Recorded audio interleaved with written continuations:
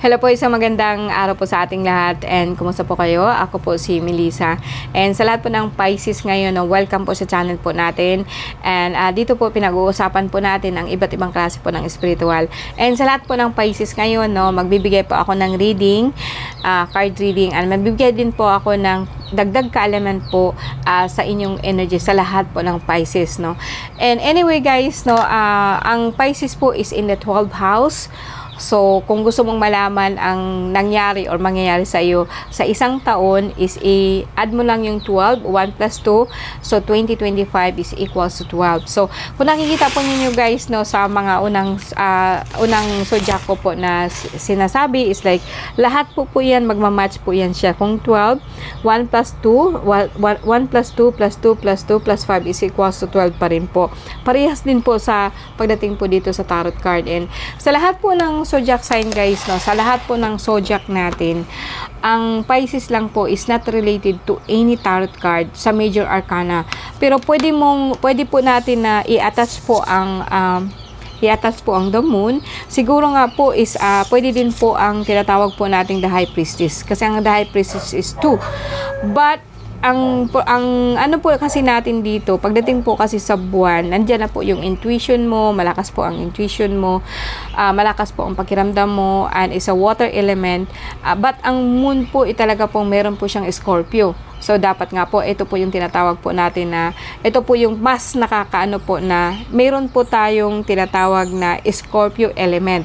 Pero kung titingnan po ninyo, Pisces lang po talaga ang hindi po naka-attach sa lahat po ng zodiac. So, ito po yung tinitingnan po nating maigi po sa ngayon, Kasi nga po is like, ang sabi ko nga is, bawat isa po sa atin is like, nakakonect po siya sa tarot card.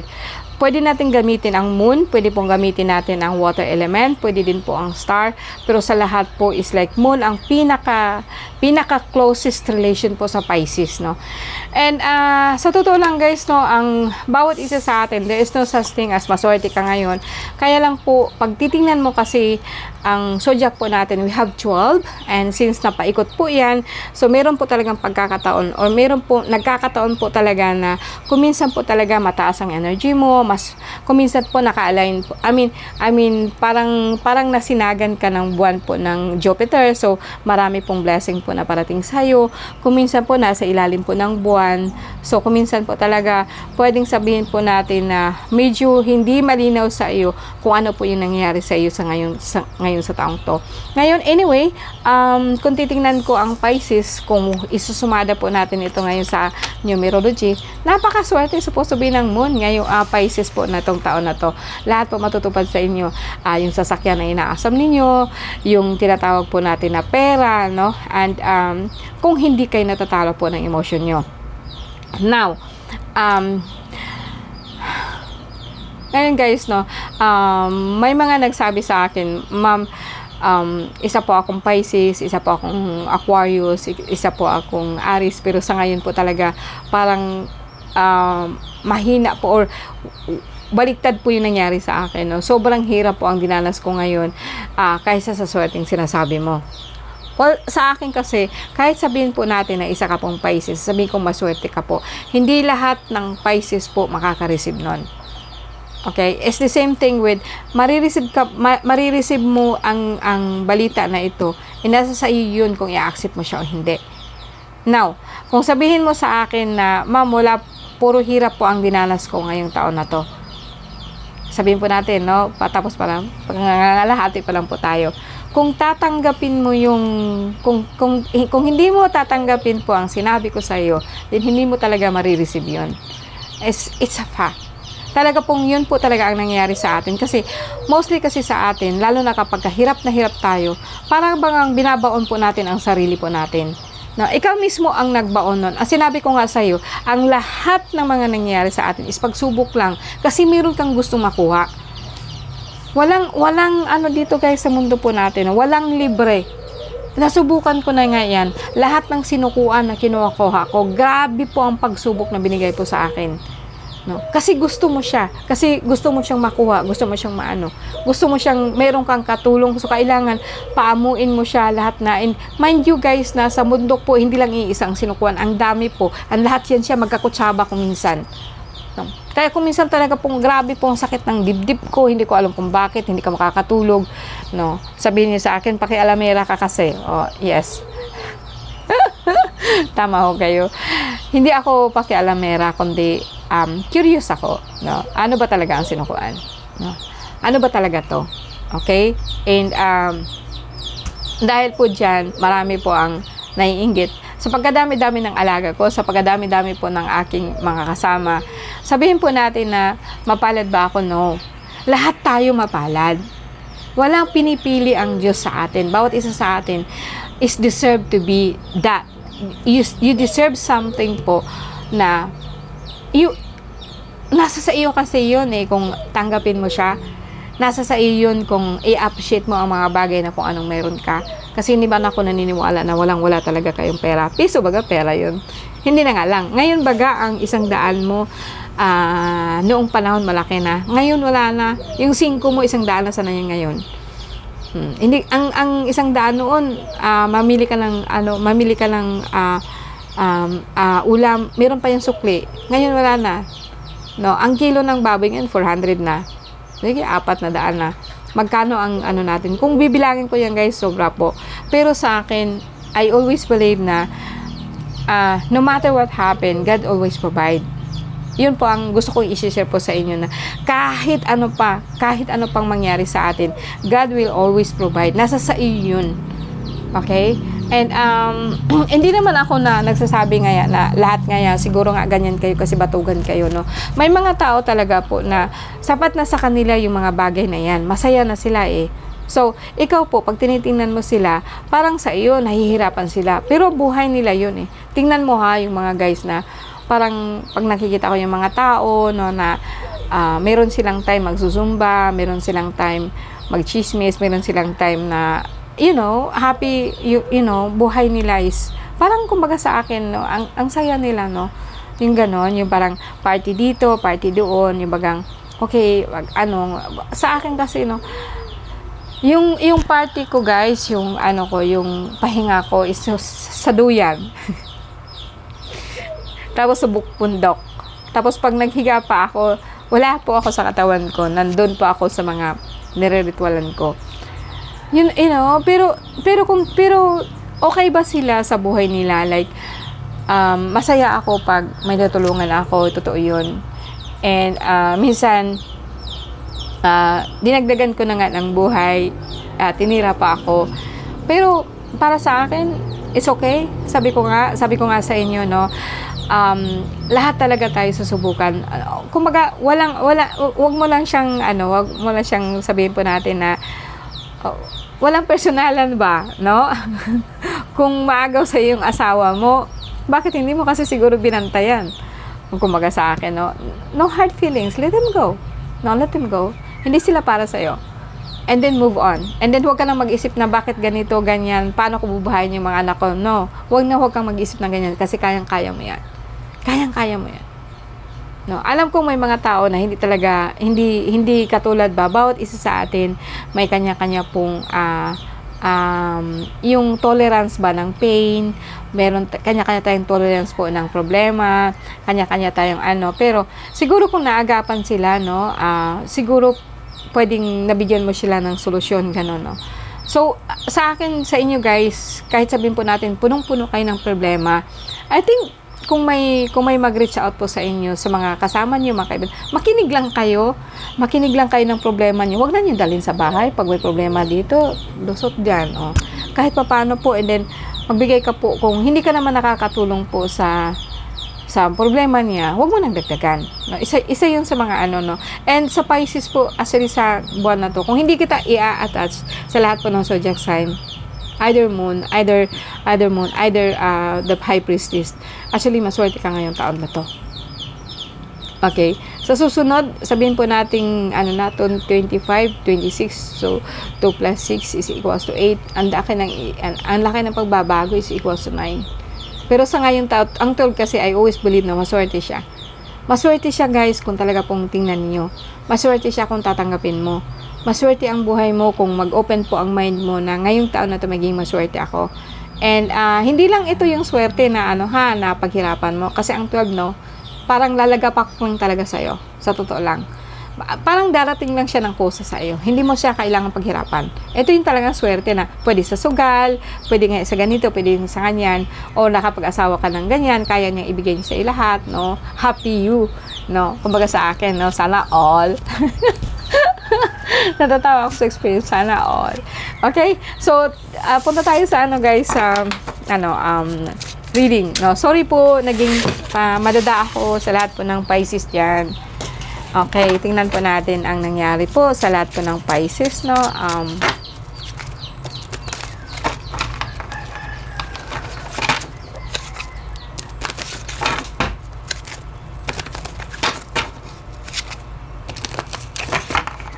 Okay, Pisces.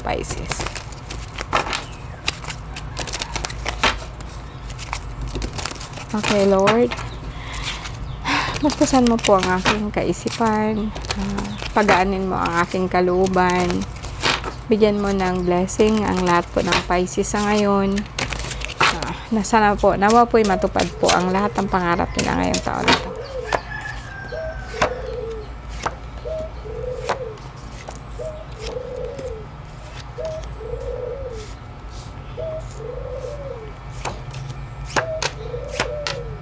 Okay. Gumamit po ako ng Celtic Cross and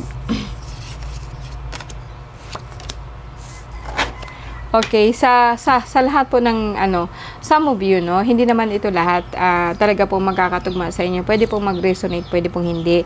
Sa ngayon po guys, no, ang talaga pong pinaka-isip mo, pinaka-mind mo is your family. Ang pamilya mo masaya, no, may pera, and pwedeng may darating na family, pwede po na paalis kayo, pwede din po na pauwi kayo, no. Pwede din po na ang pinaka-ano mo talaga is yung mga anak mo sa ngayon, yung pamilya mo.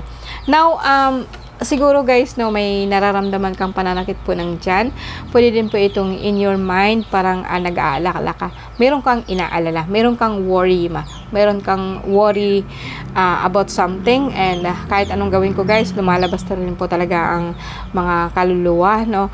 Minsan po nasakit yung dito mo sa tagiliran, so medyo tumataas po yung tinatawag po natin na uric acid mo, no. Sorry, nakita ko na naman yung sakit, no.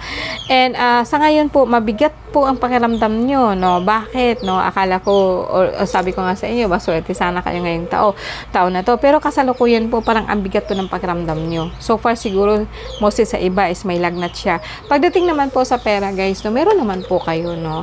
Hindi yan pwedeng wala. Lahat nga may karga, ay kamay mo, ulo mo, paa mo. Kaya lang huwag masyadong matipid, no. Kumbaga magiging maaluan ka konti. Huwag masyadong mahigpit sa pera para po eto ba, tingnan ninyo guys, oh. May pera kayo, pero kung titingnan talaga ninyo, okay, ang energy na to is like sobrang pagtitipid, parang lahat na lang po hinahawakan mo. Kaso lang po guys, paano ka makaka-receive ng blessings kung actually lahat nakahawak na, no? Paano po dapat open yung mind mo na kung saan marami pa pong darating na blessings sa iyo. Ganun, no? Parang ganun po nakikita ko sa inyo guys. And pangalawa po dito is like meron ka pong hinihintay, pero sa ngayon po is delay lang po siya, no. Nade-delay po siya, hindi to pera kundi talaga pong inuunti-unti mo kasi iniisip mo baka nga po maubusan ka ng pera. And lately may hinihintay ka, kaso lang hindi pa talaga siya parating. Dito is moon. Grabe ba ang paghihirap ngayon ng Pisces, no? Sa nararamdaman ko sa inyo guys na parang you wanna walk away, rest, kumbaga sa akin may lagnat ka, may ka, din sa pag-iisip mo, lahat kasi stagnant siya at this time. Lahat stagnant, no? Like sa pera mo, stagnant siya. Yung pahinga mo, parang hirap kang makatulog. And dahil po ito sa dami-dami ng iniisip mo kasi, no? Ang dami-daming iniisip mo. Pwede mong i-off muna yung i-off mo muna yung mind mo. And kumbaga sa akin, kahit anong mangyari, walang mag-pop up dito sa mind mo. At least po, sabihin natin, pinakamatagal na po yung 1 minute, maybe 10 seconds, o 20 seconds, 30 seconds, na i-off mo yung mind mo. And magkakaroon ka po niya ng spasm. Mag-i-spasm po yung buong katawan mo. Kasi hindi po sanay ang katawan mo, hindi sanay ng isip mo na nag-turn off, no? Ito yung pinaka masaklap sa akin, sa atin lahat, na kapag hindi ka po marunong mag-adjust kung ano yung iniisip mo. Okay? Dito nga sana, maganda sana, iniisip mo sana yung pamilya mo. Kaso, anong nangyari? At parang gusto mong umalis. Gusto mo silang iwanan, nagagalit kang bigla, no? And, eto naman po kasi is like, meron kang gustong mangyari. Parang gusto mong magpagamot dahil hindi ka po nakakatulog, sobrang bigat ng kasi po, guys, binubuhat mo lahat. Yung conscious mind mo is regrets. Ito yung tawag na parang nakaitim ka, namatayan ka ba? Okay? May nawala ba sa'yo? O talaga pong puro lang po pagsisisi ang mo. Nagsisi ka ng ganito, ng ganyan. Then, marireceive po yan ng subconscious mind mo. Then, ang subconscious mo, ibigay niya lahat ng pagsisising mo. Alright. Now, sa lahat po ng mga nandito po ngayon, no? Ito yung iniisip mo, regrets, 'di ba? Kung titingnan mo siya, ang spiral ng mind niya puro dilim, doom, gloom, no? Yung parang wala siyang ibang iniisip kundi worry, nag-worry siya ng sobra, mayroon siyang mga pinagsisisihan, hindi niya nakikita na hindi lahat na sayang. Kung titingnan ninyo yung cups kasi, this is emotion, no? Kung titingnan ninyo yung cups, ang nakikita lang kasi na yung nawala. Pero hindi niya nakikita na may nakatayo pa sa likuran niya. This is something you always think, ito kasi yung nasa isip mo. Ngayon, pag ito yung inaisip mo, magbaback up po yung subconscious mind mo. Ano yung subconscious mind mo? Then, pahirapan ka niya ng pahirapan kasi inakalap mo. Yun na kasi ang conscious. Yung conscious mo, yung iniisip mo, ganito. So, yung mas isa pang malaki sa'yo, na supposed to may magbibigay sa'yo ng swerte, paano man siya makakabigay sa'yo ng swerte na ang lahat ng iniisip mo, puro kawalan? So, ang ibibigay din siya sa'yo, puro din paghihirap. So, pabigatin niya yan lalo. Pabigatin, dagdagan niya lahat ng problema mo. Mag-uumpisa lang ito sa you wish that your family is okay. You wish that everything is going to be okay. There is no such thing as like that. No? Walang ganun. Walang everything is okay. Walang everything is fine. Walang everything is okay. Talaga pong meron yung doom and gloom. Talaga pong meron ganito. Okay lang po yun. Walang problema sa akin yung ganito. Wag lang po yung sa lahat ng oras mag-isip ka ng ganito. Kasi ang lahat ibibigay siya ganun. You wanna walk away? You wanna rest? Saan ka magre-rest? Kailangan mong ipahinga ang mind mo from thinking this thing. Ito lang po ang nakikita ko sa inyo, guys. Ano pa ba ang ko? Wala nang way out dito, oh. Kahit ito, sabihin natin ito, ganyan. Okay, alisin natin yan. Alisin natin to. Alright? Now, ang pinaka-conscious mind mo dito is dead. Masyado kang stricto, masyado kang rigid, masyado kang wala kang kasiyahan. Pisces, ano nangyari sa'yo? Wala kang kasiyahan. Then of course, sa gitna ng card mo, you wanna walk away. Kasi nga, wala na nga po. Maging masaya ka man daw. Huwag lagi na puro lungkot. Maging masaya ka man daw kahit konti. No? Parang nakikita ko kasi dito, parang nasa ka na eh. Ang pamilya mo, masaya naman. Ikaw lang naman ang hindi masaya. No? And then, dito naman, you wanna walk away, ganun pa rin. Magagalit. Tanong ko sa inyo, guys. You know, kung after all sa mga problema natin, saan pa kayo nagpupunta? Yung isip niyo, saan kayo nagpupunta talaga? Alam niyo, guys, pag sobra na yung bakbak sa akin, pag sobra ng sakit ng katawan ko, kung minsan hindi na po ako makahinga, kung minsan po talaga pong hindi ako makabangon, kung minsan po talaga, alam niyo kung saan ako nagpupunta. Doon sa baba. No? Ang ginagawa ko talaga, to turn off ko yung mind ko as in, yung walang makapasok yung mind ko. 30 seconds, pinakamatagal nun. Pero pag makakalampas siya ng 30 seconds, mag-spasm na ako nun. Pag nag-i-spasm ako, it's okay, I let it go. And then, itatry ko po talaga na papasok sa pinakailalim po ng mind ko. Pinakailalim ng mind ko. Yung hindi niya ako maabot. And then, after that, yun. Wala na. No? Yun ang iniano ko sa inyo na masanay po kayo, no? Masanay po kayo na wait, sorry po. Okay, ito yung sinasabi ko na please, huwag po kayong tumawag.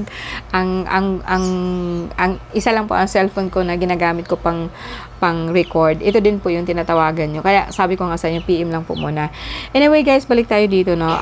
Sa lahat po ng Pisces ngayon, lugmok ka, pero ikaw lang din po may gawa nito lahat, ha? Walang nagkulam sa'yo, walang naglalagay sa'yo. This is your mind and your emotion combined. Buti sana kung masaya ka, pero deep inside, hindi. Okay lang yon. Kasi later on, kahit na kunwari ka lang masaya ka, mag-gets up din po yung subconscious mo. Paano na nga yung puso mo, yung isip mo, yung emotion mo, at saka yung puso mo, iisa lang yung energy nila. Ano ba mangyari sa'yo? Ano ba mangyari sa atin? Ano mangyari sa buhay mo? So, sorry guys, no, sa inyo lahat yan. Hindi naman siguro lahat ng Pisces ganito. Pero kung ang energy mo is ganito po, you have to wake up. Wake up po. Wake up. No, hindi ito doom and gloom. Lahat po laging may pag-asa. Lahat po is time. Parang nalulunod ka po ng buwan. Nilulunod at nilulunod ka ng buwan. Isipin mo yung araw. Okay? Isipin mo yung araw outside. Lagi pong